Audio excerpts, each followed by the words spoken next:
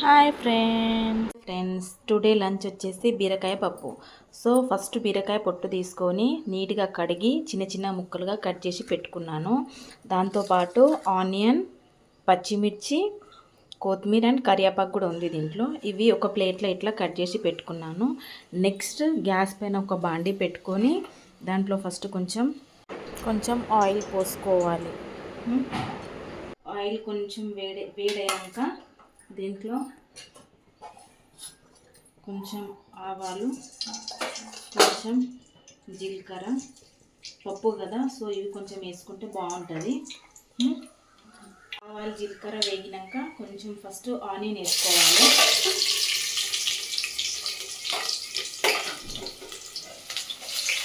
Onion, next పచ్చిమిర్చి, కొత్తిమీర, కరివేపాకు ఇవన్నీ ఒకటేసారి వేసుకోవాలి.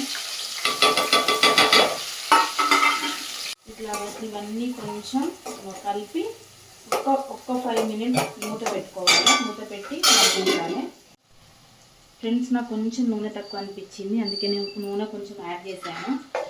అండ్ అల్లం పేస్ట్ వేసుకుంటున్నా. కొంచెం లైట్గా అల్లం పేస్ట్ వేసుకోవాలి. అల్లం పేస్ట్ దాని తర్వాత కొంచెం అది పచ్చివాసన వేయాక 1 చిన్న స్పూన్ పసుపు వేసుకోవాలి.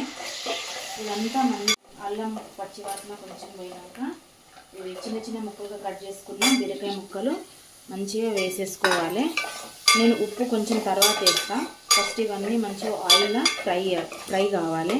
సో ఈ ఫ్రై అయ్యేదాకా మనం మూత పెట్టుకున్నాం. ఫ్రెండ్స్ కొంచెం బీరకాయ ముక్కలు వేగినట్టు చూడండి. ఇంత కొంచెం వేగిన తర్వాత దీంట్లో నీట్గా 2 టైమ్స్ నేను 2 గ్లాస్ ఆఫ్ పప్పు తీసుకున్నా.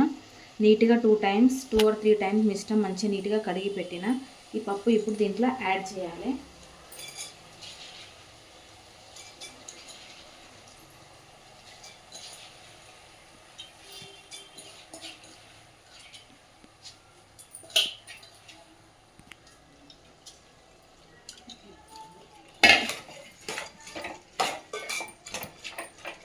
మంచిగా ఇట్లా కలిపి ఒక 5 మినిట్స్ దీన్ని కూడా మూత పెట్టి ఉంచుదాం.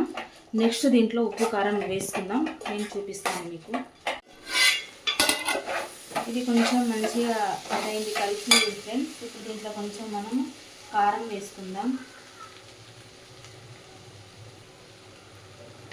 నెక్స్ట్ రుచికి సరిపోయేంత ఉప్పు వేసుకుందాం.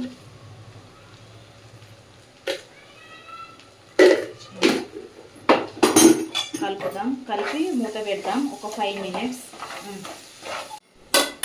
నేను చిన్న టీ గ్లాసు పప్పు తీసుకున్నా. కొంచెం దానికన్నా కొంచెం వేసిన. సో ఇప్పుడు 2 గ్లాస్ ఆఫ్ వాటర్ పోస్తున్నా దీంట్లో.